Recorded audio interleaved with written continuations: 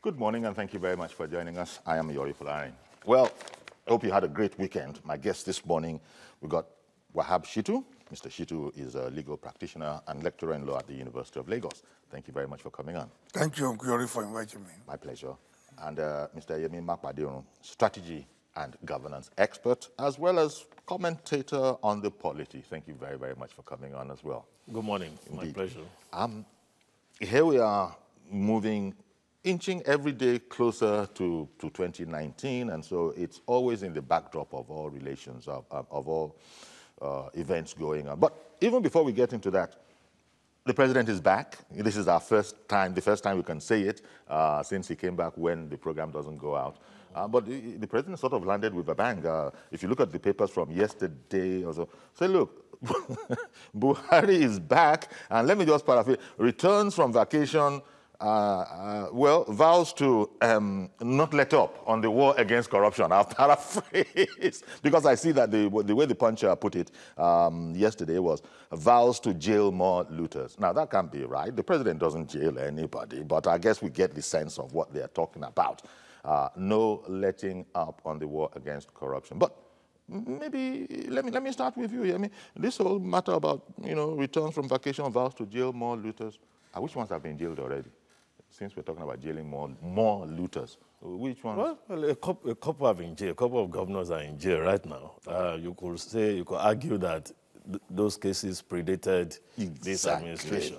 But there are others who will also argue that there was a new verve, a new vitality that the war against, corruption got, with the emergence of President Buhari, and that has resulted in more diligent prosecution and resulting, in the conviction of those two former governors.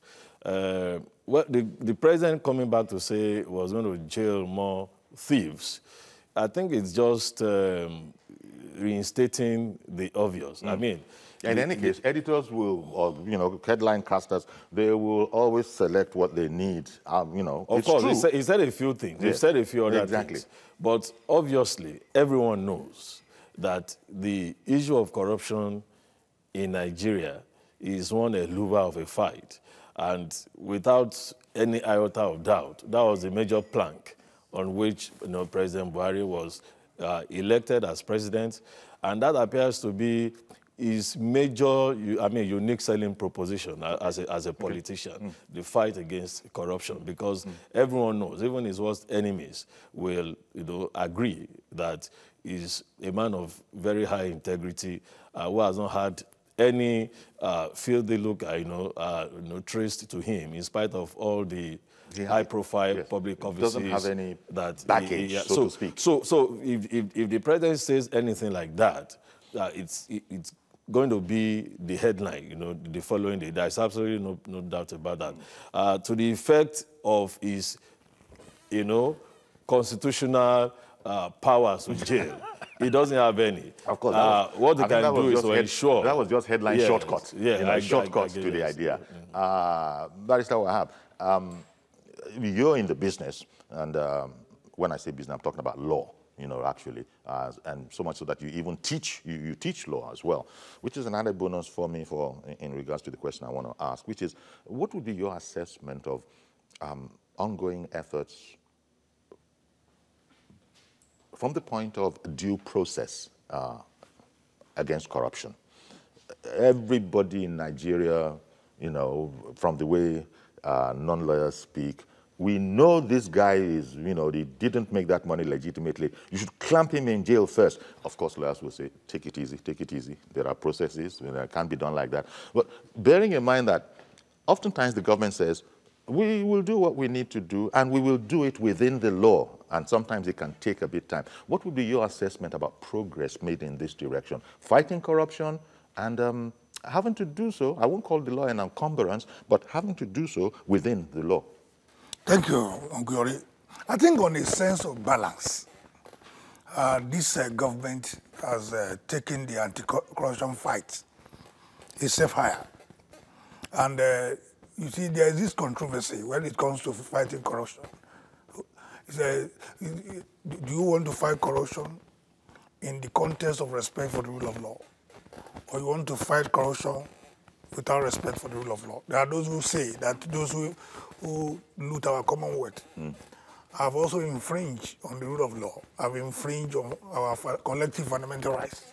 And so you should not be talking of rule of law when you are dealing with. But the norm generally is that when you want to fight rule of law, corruption, you must do so in the context of respect for the rule of law. And I think this government is focused on that. You see that even when the nominee for the ICPC as chairman, Professor Bolaji Owasonye, his name was sent to the Senate for confirmation. The man did not report because he believes that his name has to be confirmed first. Yes. That shows a commitment of a government who's desirous of according respect for the rule of law. And most people have also said, most people have been, the war against corruption is selective or something like that. I think the people are not even asking the right questions. I think the question that we ought to ask is that if anybody is accused of corruption, does he have a case to answer? Yeah, okay. I think that should be the question. That should be the question. Usually when the state decides to prosecute, it's a strategic decision. The choice to even prosecute you instead of me is a choice. It can be said to be discriminatory. But the issue is that if they proceed even against me without proceeding against you, do I have a case to answer? And I think that's the key thing.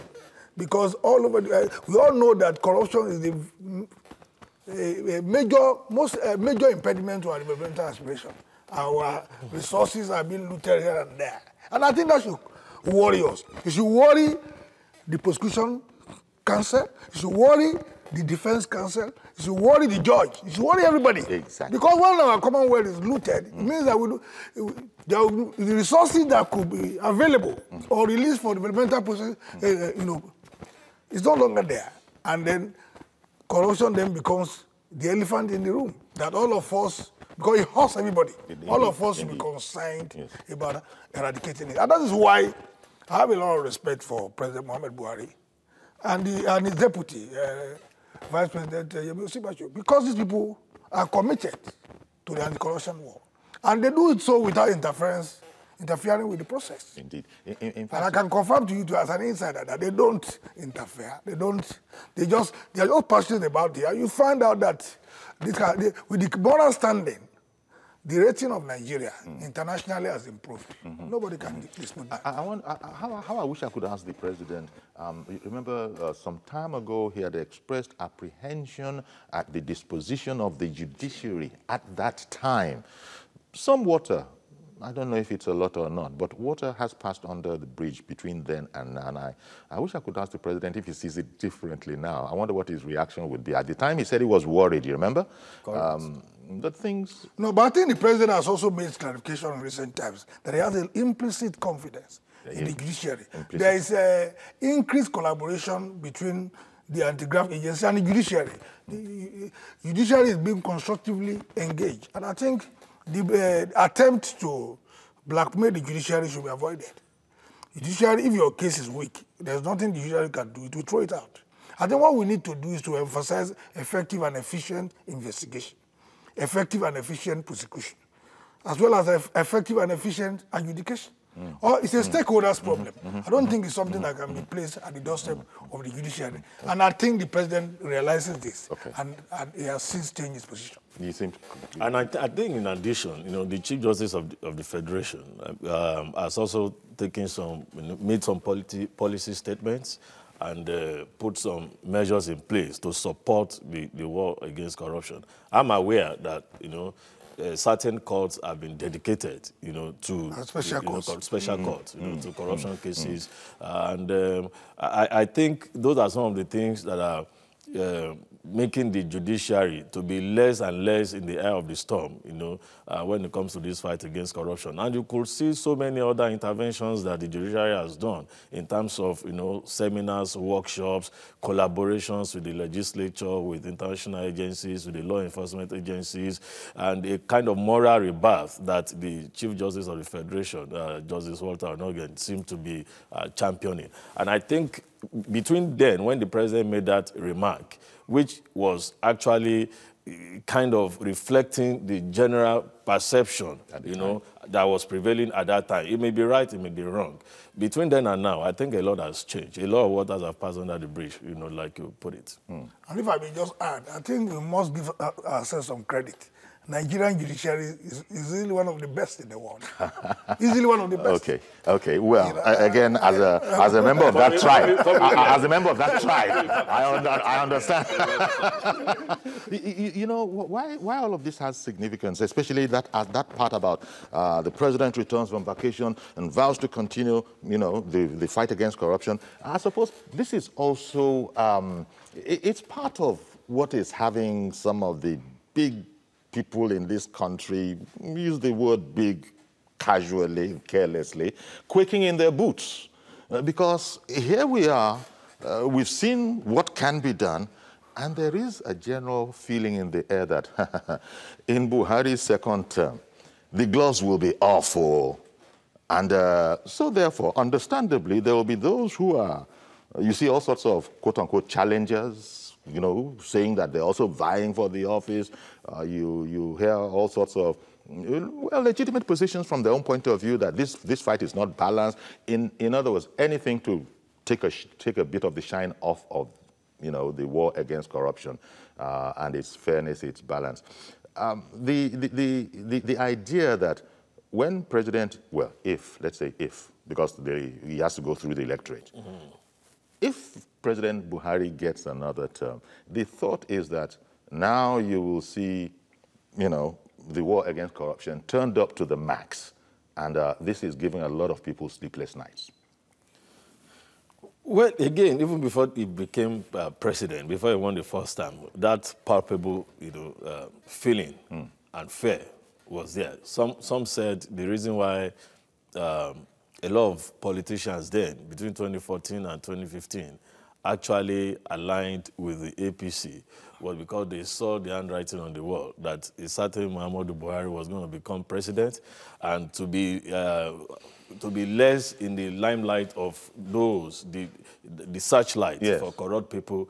Is it not better to align politically, with the president? That's neither here nor there. It isn't. But for the second time also, yes, there are expectations. Some have even said, some have argued, that the president's comment on the fight against corruption on his return was actually, in a sense, alluding to some of the things that are happening in the polity today, that no matter how far you can run, you cannot hide. I'm back, and bigger, better, and more committed to this fight against corruption. And it doesn't matter what you do politically, the long arm of the law will catch up with you. So there is a sense in which that expectation that the President Buhari winning a second term would be more committed, perhaps more vigorous in the fight against corruption. Because what people think is that at that point, he possibly has nothing to lose because he's not going to come back to it. But then that is just one side of it. Don't forget that you will be contesting on the platform of a political party. I was going to say we're getting a bit ahead of ourselves here. He still has to win the primaries, he still has and then win the election, and to be strict and proper about it. So all of those ones are still up there. Yeah. But no doubt many of his people feel that those are not problems for us. But don't say it. Go out there and let's talk about it. In actual fact, I know that there are some politicians who are under pressure today to join forces with those who want to ensure that the president doesn't have a second term. And one of the kites they are flying is that, look, you are in this guy's team now, but if he wins a second term, he's not going to be, he's not going to spare anyone, and it may likely consume you. You may end up in the belly of the lion, as they proverbially say. So it's there, right? It's a permutation that may become reality, and so you cannot begrudge. It's interesting, Wahab, how we think about these things that the example Yemi just finished on. Look, it's not, first of all, the anti-corruption agencies have told us, going back to El Rufai's time, that nobody points anybody to us. Nobody tells us what to do. Nobody whispers in our ear. So if we are talking in commentary like this, that look, when we come to the next term, if the electorate gives it to him, it will be quite bloody. Can't it be quite bloody now? Since the president can't personally persecute anybody, there are organs for that. So if such is the case, what is stopping them now? I understand about politics. What is stopping the organs that usually will be, maybe for the sake of conversation, will be feeling more unfettered when and if the time we're talking about does come about? What is preventing them from going about it now? Politics? Politics? Politics. But I think... but the man said he can work with anybody, yes, and he doesn't, he belongs to anybody and nobody. In other words, do your job. The major selling point of this Buhari administration is that the leadership, the Buhari man himself, is a man of integrity. He does not interfere with the process. Part of the, he does not interfere with the work of the anti-graft agencies.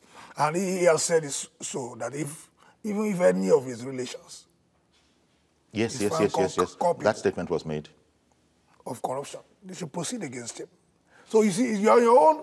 If you, as an anti-graft agency, for instance, you now know that you have a leadership that has the necessary political will, and that is ready to support whatever you do, so long that whatever you are doing is right. That is correct about the president. That is also correct about the vice president. This commitment. And this has been internationally acknowledged. And that is... internationally acknowledged. Indeed, and that is the kind of Philip that Nigeria needs and then in the light of... And you find the kind of... our reputation has been in the recent past. The responsibilities that are being entrusted on the shoulders of the president internationally. At the level of ECOWAS, at the level of... A vote of confidence.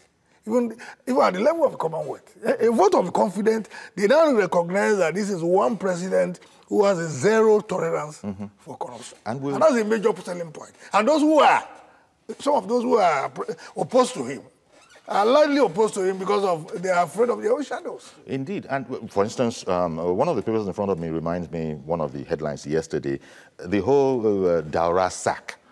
Look, Daura is reputed to be quite close to the president. Yes. Yet, Osinbajo fired him. Yes. This then goes, and I remember what you just said about, even the president had mentioned way back years ago that, look, in this war against corruption, anybody, even somebody from my own family, I will not even look twice. Now look at this Daura sack problem, that Osinbajo was able to sack him. Yes, Osinbajo, President Osinbajo, I know Osinbajo very well. My teacher. Somebody who has zero tolerance for integrity. And I also know that he's a team player. He's a team player? Yeah, a team player. Yes. Osinbajo would not have sacked Daura without consulting. Alone? Without consulting. Okay. Effectively. Yeah, but that's about being in the same team. You can't surprise the president. So he wouldn't want to. So the credit for the sacking of Daura is collective. Okay.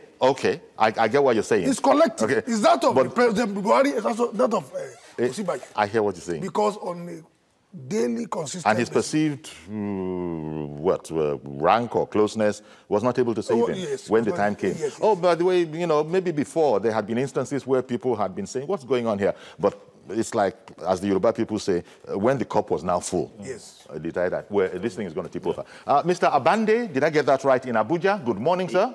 Good morning, sir. Good morning, Uncle Yeri. Thank you very much for calling in, sir. Thank you so much. I appreciate your program so much. Thank you. Yes, please, I want to comment on the return of the president. Okay. I, for one, I don't see him fighting the corruption wholeheartedly.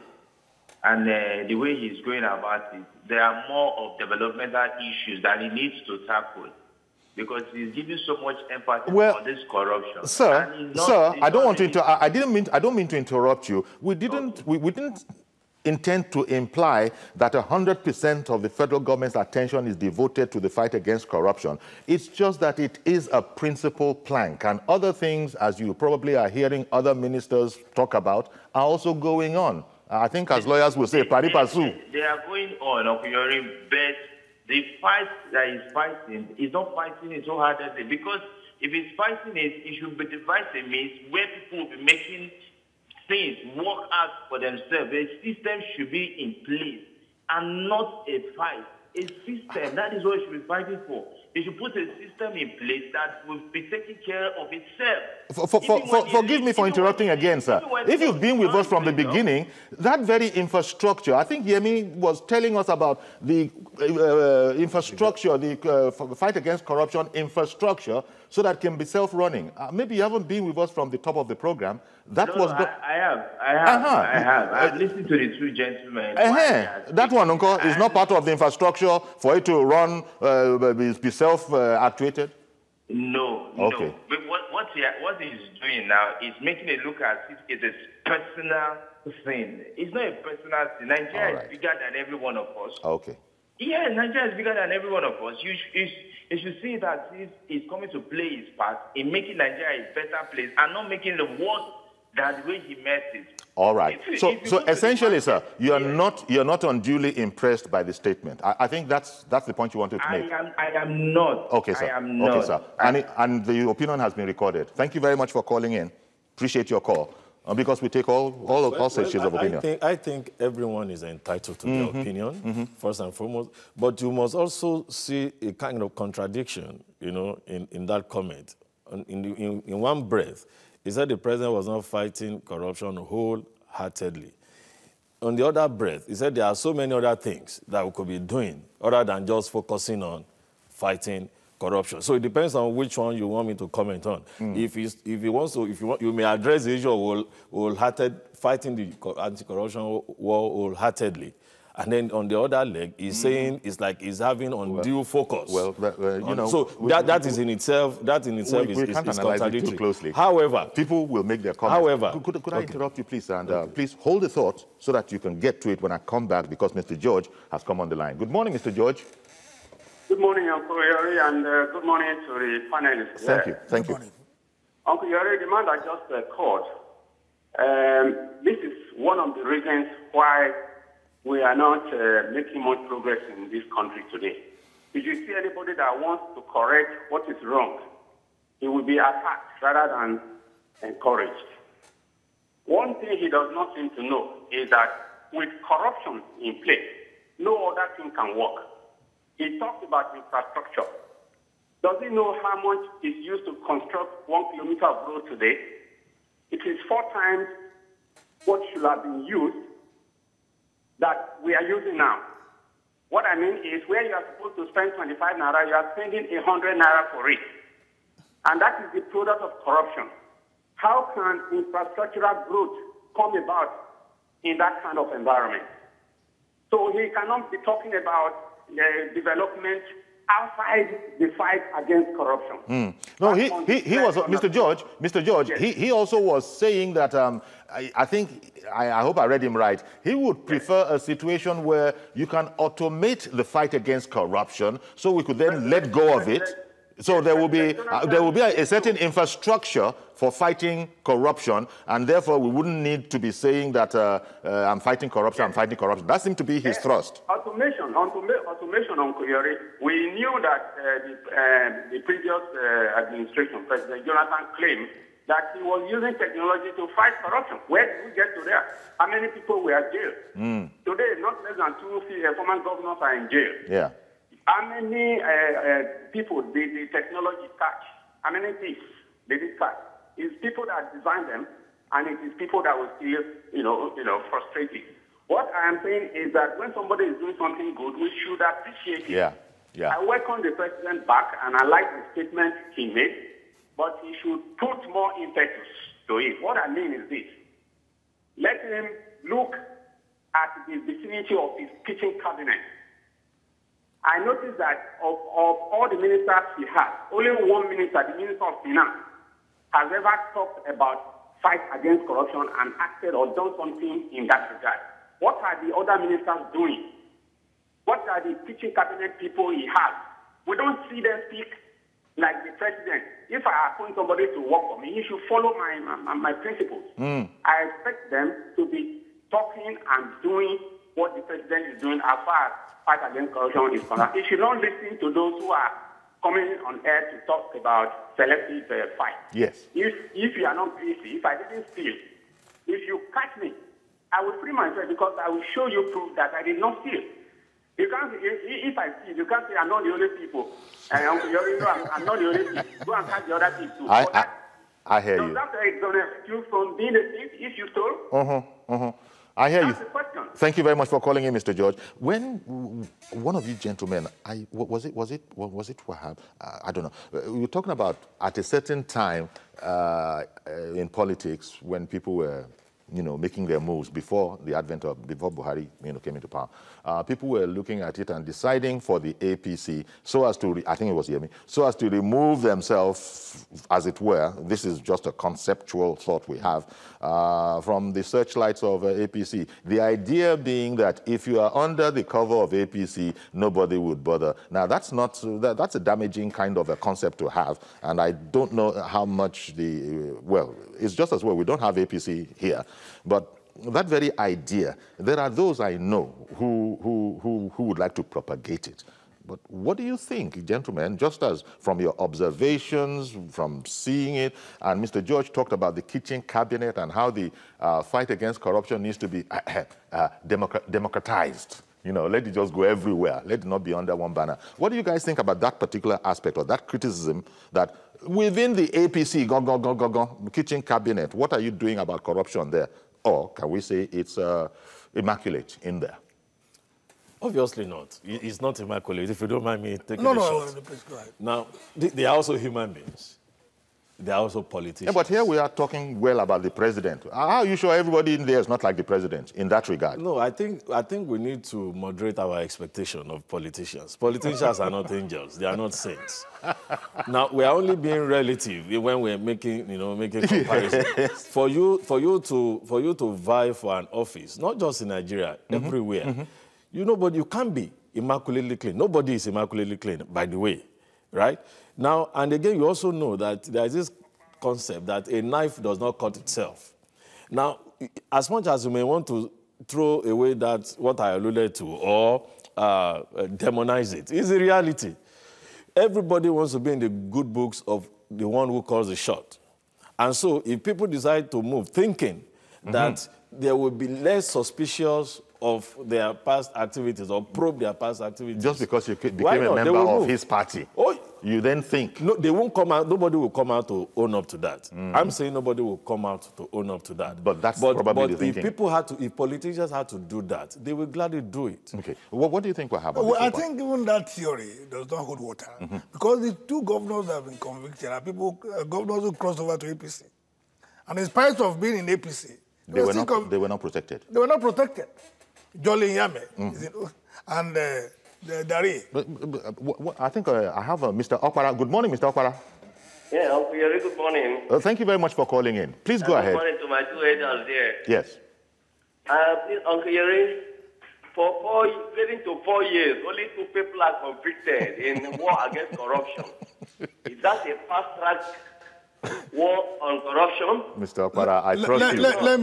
I trust you, Mr. Okpara. I trust you. Let me comment. Let me tell you something.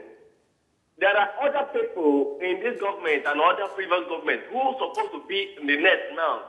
They are not heard of again. Okay. The man of the pension fund, where is he? The man whom they gave contract in the internal displaced people, they say, where is he? And many of that. I mean, the world is not fast-tracked at all. Okay. The institution is not doing their work. Okay. The president may be on the work, but the institution put in place are not doing their work. Thank you for the viewpoint. Thank you. Appreciate your call. You were Let saying... me disagree very strongly with that. I think before you make a general comment like that, you should go and examine the statistics. Even look at what Ibrahim Mustafa Magu said about the volume of convictions recorded in the last 6 months by EFCC. I want to challenge you to go and find out that EFCC is busy on a daily basis recording convictions. And then high-profile convictions. And the figures were relayed by the acting chairman of EFCC. I'm also on record of having prosecuted a former chairman of Okene local government who also was convicted I proceeded that case from the Federal High Court to the Supreme Court successfully. So we have a lot of conditions. Yeah, it's just that, well, you know, I'm talking of people on the other side often don't want to give credit. Let it be said. It is their right, yes, but they do not want to give credit. And then even when we are talking of structures, this is the only government that has put in place a presidential advisory committee against corruption, headed by Professor Sagi. And that committee is doing a lot of works, turning out a lot of bills which are pending in the National Assembly, some of them not passed. Of course. Okay. They cannot pass these bills. So just to put it in proper perspective. Yes, there are structures in place. The Buhari administration is committed. The vice president is committed. But all of us... And that's not a partisan statement. Yes, and that's not a partisan statement. And then the war against corruption is the people's fight. Okay. All of us have a role to play, including commentators, in pushing the war against corruption forward. Including Mr. Okpara, who called Yeah, in. it's always all our fight. We'll be right back. Stay with us, please.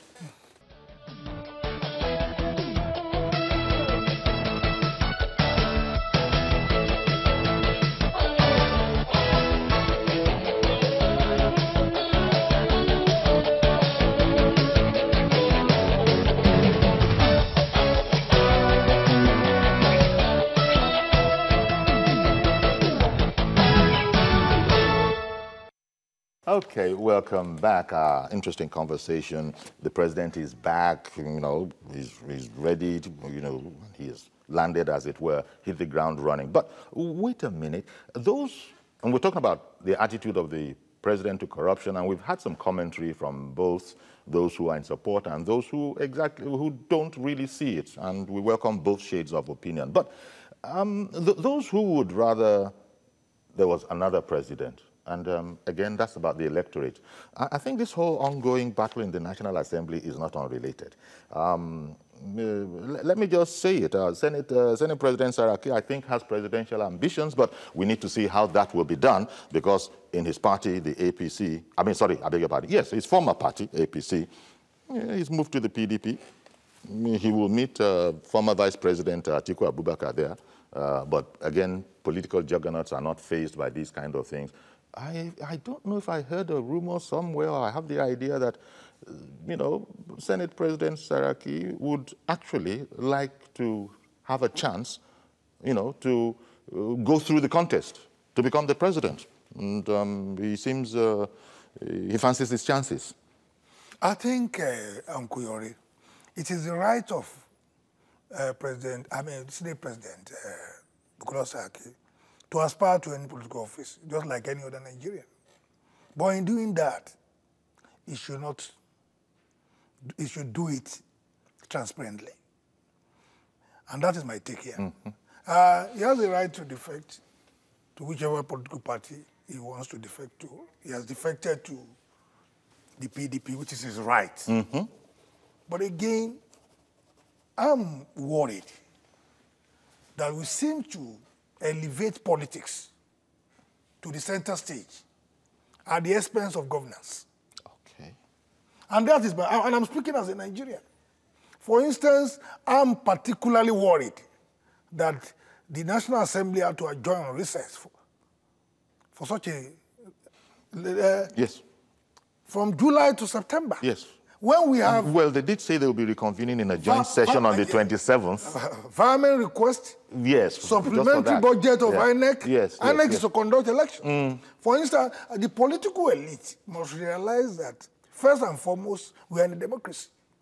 And under a democracy, the expectation is that they should behave as democrats.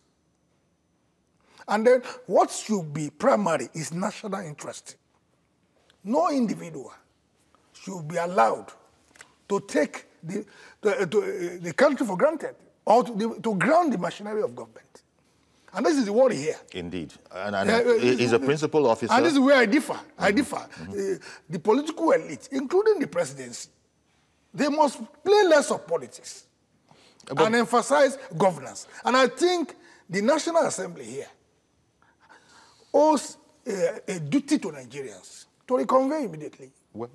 And deal with urgent requests. Hopefully they're hearing this. National interest should be the priority. And I particularly like that bit you made about governance, you know, and politicking. Yeah, politicking. You know, so people, one should know what is important. But between Saraki and Dogara, as I said, they're planning a joint session to avert, according to one newspaper headline, impeachment. But thank you very much, Tony, in Dublin, for holding on. Good morning.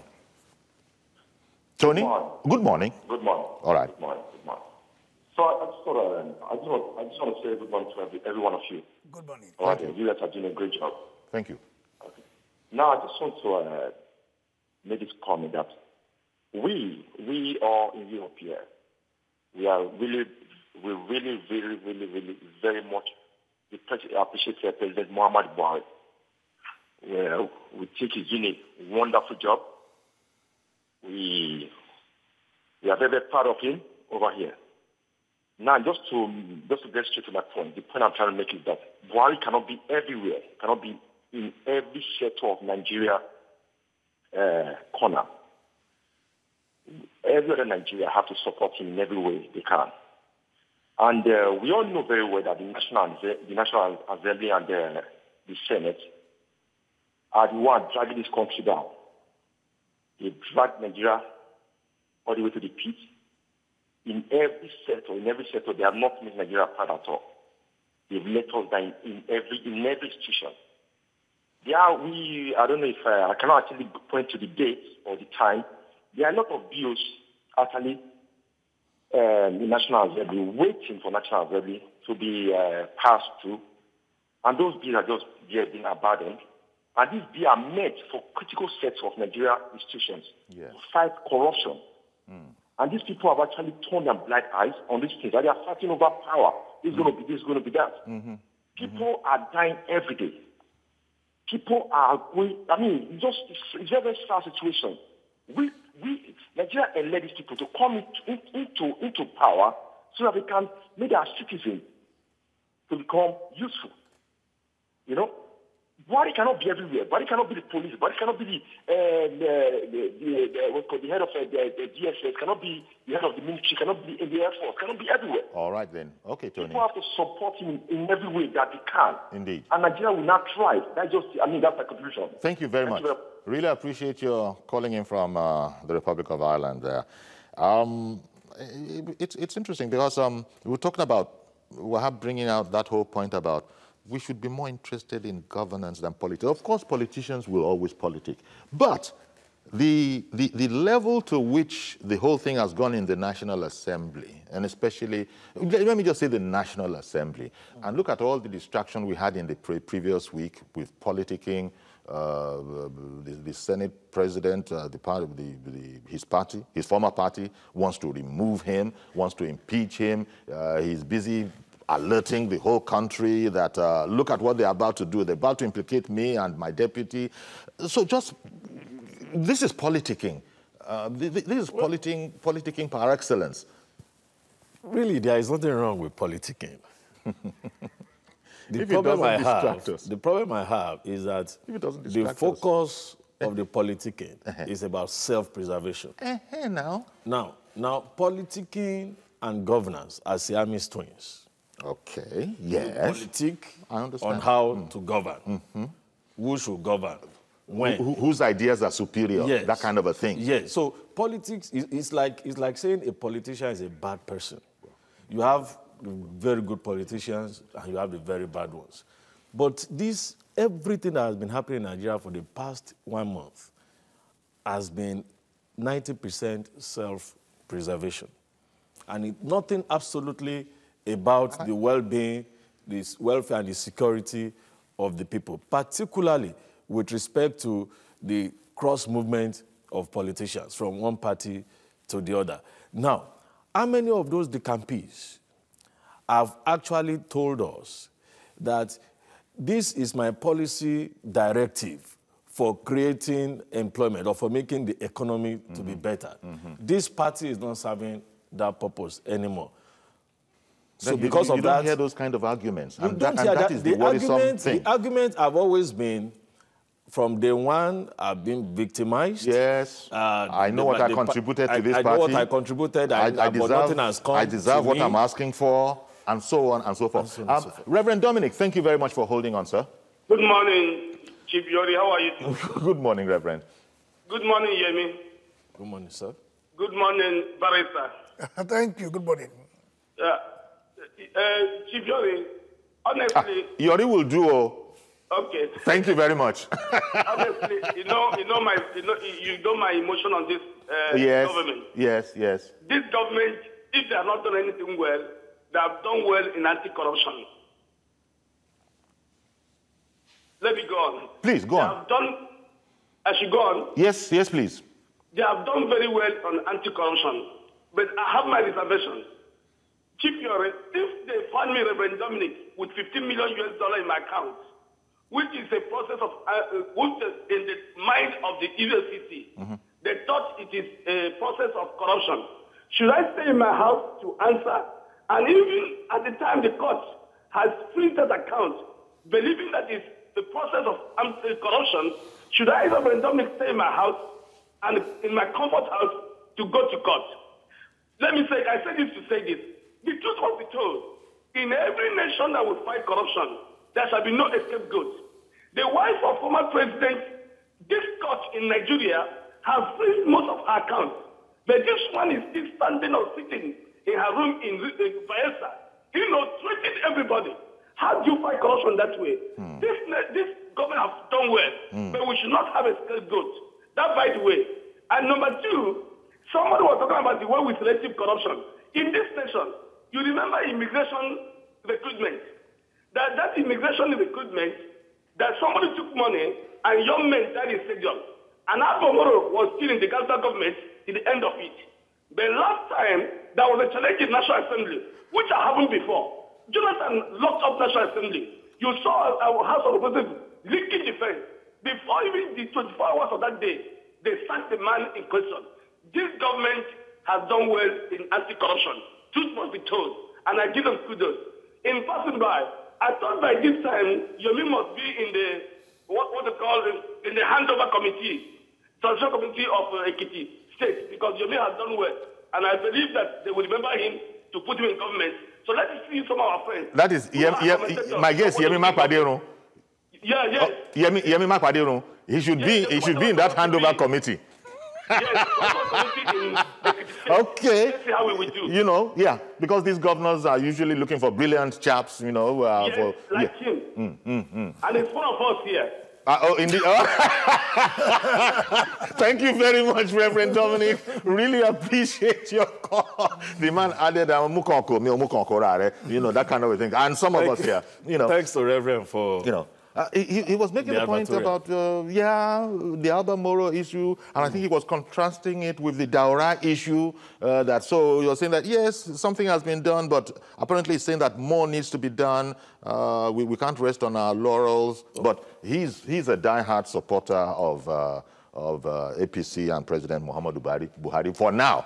But I just get the impression that Dominic will just be observing very, very keenly, and the moment you start to disappoint him, just like anybody, nobody is supporting blindly. But people are supporting based on what they think of as verifiable results. Yeah, I think despite the pass mark, which the government is being given, I watched the program yesterday, somebody gave 6/10, a senior advocate of Nigeria, which isn't a bad score in public governance.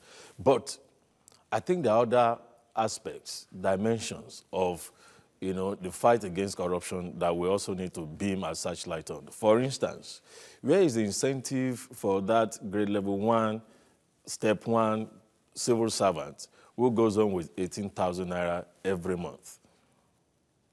Not to look for extra money here and there. Because now, that 18,000 is all. It's everything. That's it. And then a director in the Federal Civil Service who lives in Karu, Yanya, whereas is entitled to have a very decent accommodation in Abuja by virtue of what it does. Papers amounting to hundreds of millions, billions leave that office. And then what happens, what do you expect? Someone who is in service for 30, 35 years and who knows that when he retires, he's likely to die in the queue trying to get his pension and his gratuity. Those are incentives for people to want to be corrupt, even though it's against their conscience. But the reality of the time makes it difficult for them. In fact, impossible, because even if they don't do it, there's no system to take care their of. family members, yes, their religious organizations, their community will place a curse on them, that you were here all these years and then you did nothing for yourself. And that the system doesn't help you. And you expect a president. You not take the law into your own hands. And you expect one man, a human being, one man, to take care of all of that. No, it's not going to happen overnight. So what I will suggest to the government, which I think they know, because I'm privy to some documents that I've seen about holistic fight against corruption.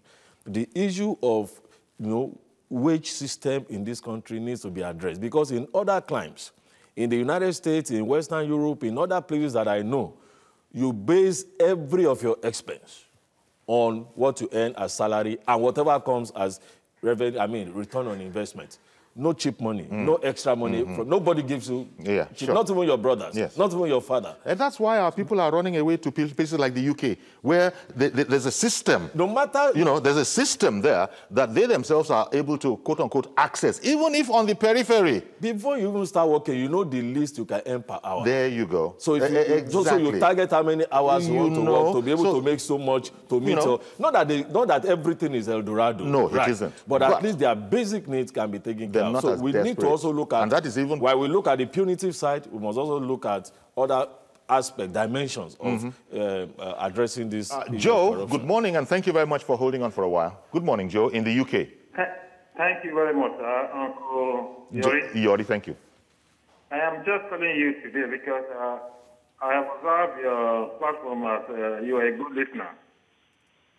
Please allow me to just add my mind. I quite agree with your statement you made last, that there is a system in place, like the UK. I live in UK. Okay. First of all, I want to just chip into what the two lawyers in the platform have just said, that Buhari is a man of integrity. No, we have 1.5 lawyers. There's two lawyers. No, Wahab Shitu is a lawyer and a teacher of law. Mr. Mark Padero is a strategy and governance expert. He is not a lawyer, unless that has happened and I didn't know about it. Yemi, are you? The first one is a lawyer. He talks about integrity, Buhari integrity. That's right. The second one is a lawyer too. We talk about commit Buhari for party corruption. You see, when in UK here, Prime Minister Theresa May will not just wake up and say, I'm going to arrest MP that have stolen money. A lot of MP, they steal money here, but they have to follow due process by the law. It's not coming out here.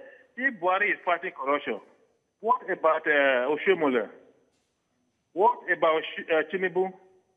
What about Akpabio, who have just deflected to APC, that was invited by AFCC to account for 100 billion worth of property? How do they fight corruption when they are creating an environment where they are victimizing other opposition parties? Buhari, for me, is not party corruption. Corruption should go across the board, whether you are APC, PDP, whatever board you come from. For corruption should be across the board, don't be selective. As for me, I just think this government, we don't need them. Because they're listening to television, and that is where they got their information from. They have no clue. Last week, I remember, whether in your program or Uncle Jide, Baba Jide, they said the northern youth are clamoring for Buhari re-election because he arrests big men and put them in prison. So that is what Buhari hear in the television in UK, or somebody passed that information to him. And they came back and said, I'm going to put them in prison. You don't have right to put people in prison. Well, it doesn't respect the rule of law. That Suki have been in prison, and the law have said he should be released. But he said, detain him in the prison. We know he have taken money. We're against it. But Joe, surely you understand that when people, it's a sort of a shorthand, a headline shorthand. When people say Buhari puts anyone in prison, everybody knows that Buhari can't do that. He doesn't. That's not his job. But they're probably talking about it happened under his watch. And under previous watches, people have walked free. You understand, of course, that that's what is meant. Yeah, okay. Let's take an example. The man that were disposed from pension money in Milan, he who stole money from the pension fund, disappeared from the country. The SS bring him back, reinstate him, even give him higher position. People were clamoring, then they say he disappeared again. How are we fighting corruption? I don't know. I don't know how we fight corruption. I hear you. Because, I hear you. Because if you're fighting corruption, you have to be transparent. Okay. Okay. Thank you very much for calling in, Joe. Really appreciate your call, but thank you very much for contributing it. We didn't say that the Buhari administration, one, has all the answers, two, has covered all the bases. It's a work in progress. You don't need me to tell you that this has been going on for a while. And so I've heard people say, I think I heard Fashola saying, the minister saying in a different context that, look, you can't fix all of that within a 5-year context. Things that have been going on for 50 years. But that's not my job. I just heard it and it seemed relevant to what we're talking about. This quick one. Yes. Dezani Alice Madueke got her passport seized over 2 years ago in the UK. And that passport has not been released. I doubt if she has filed any case in court complaining about fundamental human rights and that our free movement, right to free movement is being constrained. So everywhere, you see, in fact, there are some of us who think that the president is incapacitated by this clamor about the rule of law. And I think Barrister Shitu said it at the beginning, that there are two schools of thought. Yes. Do you fight corruption without the rule of law or with the rule of law? And I think that is even the confusion, because someone will tell you that how many people have been convicted. On the other breath, they will say do it within the rule of law. So it becomes a catch-22 situation. I think most Nigerians would like the French system. That aspect of the French legal system. You are guilty until you prove yourself innocent. It relates only to security and espionage, where you come and prove that you are blameless. You know, I think someone else is on the line. This is Mazi Okoroafo. Good morning, Sayori. Good morning, our guests in the studio. Good morning. Honestly, Sayori, we welcome our president back to our beloved country, Nigeria. God bless you. Mr. Sayori, I don't know why Nigerians are panicking for that statement. I will say more criminals. Anybody with good track record, Mr. Sayori, need not bother with the president's statement. You know, you are doing your good work, which God has assigned to you to do. You fear not, no shaking, no skin pain. According to my student, they will say no skin pain. You see, Nigerians should know that the present government has made our eyes to open. Honestly speaking, this present government has made Nigerians know that there is money in this country. What I mean, there is money in this country. Now, the money we have in this country, 5% of Nigerians are in touch with this money. 95% are not, they don't have nothing to show, but just to, from hand to mouth. Now, you ask yourself, our federal university, I think I will ask our president, now is back. The no shaking statement that I would say many came up to today.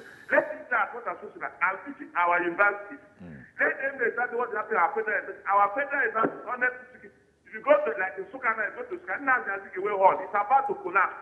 And the students, they have not only one hostel for boys, where they have over 20,000 boys in a school. Not only for that, if you go to other universities, you go to Futowere and other universities, if you go to Justice, everything, the federal government at least visit our university. At least, Nigeria should not trust Mr. President, no shaking. They more criminals go to jail. That's how it's supposed to be. Thank you very much. Have a pleasant day. Indeed, thank you very much. And we've completely run out of time. But Barrister Wahab, I think it was Lai Mohammed, Minister of Information, who, in one of his many public outings, says that only the guilty need be afraid. Of course. What is the worry? What is this whole concern? That just as Mazi has said, why is everybody now getting hypertension over the whole idea about we're not letting up on the war against corruption? I think we are not only saying that the Buhari administration is perfect. Certainly not. But what we are saying is that we should give some credit. We know that in terms of moral authority and integrity and the weight. And then if you talk of Buhari coming back from UK to say, oh, thieves are going to be jailed, it should be understood in a symbolic sense. Exactly. It's a symbolic sense to mean that we are going to intensify war against corruption. And everybody there's no hiding job. place. No hiding. But having said all this, commending this government on some of these areas that I've mentioned, there's one area I think this government should look into, the killings. The killings, I think it's unacceptable. But it's not a blame that should be placed on the shoulder of federal government. What are our governors doing with security force? I think security is a collective enterprise. Indeed. I think a word, that's as much as we can say, and a word they say is enough. Thank you very much, Wahab Shitu, legal practitioner and law lecturer at the University of Lagos, and also Yemi Makpade, strategy and governance expert. And I learned this morning, also a lawyer, somebody said that based on what you have performed this morning. He's seen into the future. Thank you, gentlemen. Really appreciate your coming on. Exactly.